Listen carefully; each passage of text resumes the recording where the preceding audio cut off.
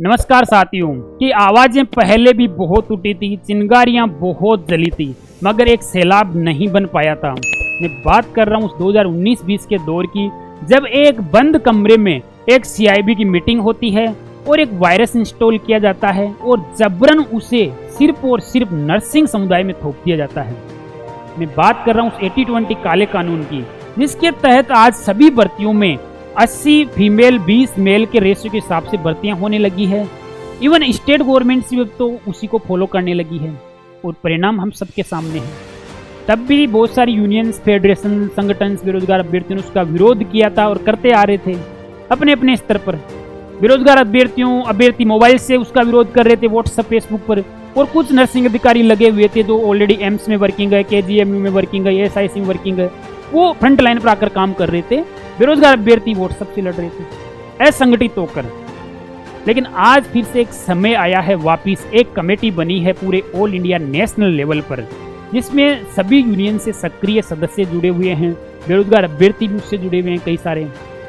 और उस कमेटी ने इस बात का बीड़ा उठाया कि कहीं न कहीं ये जो वायरस है 80-20, जो आज अपन को आज के 5 साल पहले लगता था कि इससे सिर्फ मेल अफेक्ट फीमेल नहीं है, लेकिन अब फीमेल को भी समझ में आने लगा है कि ये वायरस मेल का नहीं है, फीमेल का नहीं है, ये वायरस नर्सिंग समुदाय का है। और आज नर्सिंग समुदाय इस वायरस से बुरी तरह से प्रभावित है और आने वाले समय में ये जेंडर डिस्क्रिमिनेशन है, ये वायरस न सिर्फ नर्सिंग समुदाय को बल्कि पूरे हेल्थ केयर सिस्टम को अफेक्ट करेगा।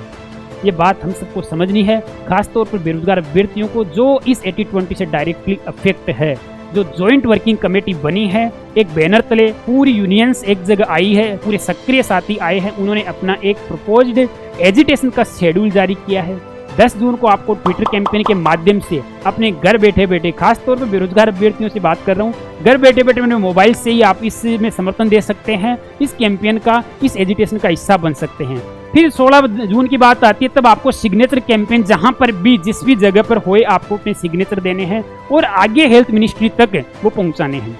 फिर बात आएगी 22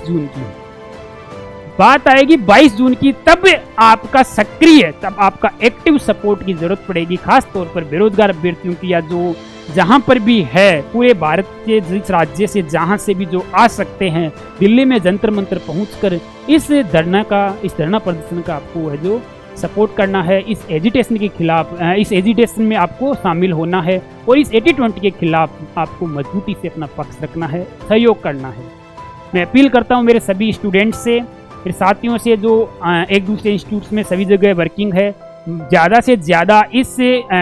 जॉइंट वर्किंग कमेटी के इस एजिटेशन शेड्यूल में शामिल होए और इस 80-20 काले कानून के लिए अपनी आवाज़ बुलंद करें। और मैं शुभकामनाएं देना चाहूँगा जॉइंट वर्किंग कमेटी के सभी सदस्यों को, उन फ्रंटलाइन वर्कर्स को, कि आप जो काम कर रहे हो बहुत अच्छा काम कर रहे हो, क्योंकि हमने सभी ने लगभग इस काले कानून के तहत लगभग होप खो चुके थे, है ना। तो एक कुछ लाइनें हैं कि समाज की लड़ाई में किसी को निमंत्रण नहीं भेजे जाते, समाज की लड़ाई में किसी को निमंत्रण नहीं भेजे जाते, जिसका जमीर जिंदा है वो खुद ब खुद समर्थन में आ जाते हैं। तो ध्यान रहे, 10 जून, 16 जून और 22 जून को जो एजिटेशन का शेड्यूल है उसमें पुरजोर तरीके से समर्थन करें और इस 80-20 काले कानून में रिवोक करवाने में आप जॉइंट वर्किंग कमेटी की मदद करें। मेरी तरफ से जॉइंट वर्किंग कमेटी को शुभकामनाएं रहेगी और मेरी सभी से अपील रहेगी कि ज़्यादा से ज़्यादा इसको पार्टिसिपेट करके इस मूवमेंट को सफल बनाएं, क्योंकि अभी नहीं तो कभी नहीं। Thank you.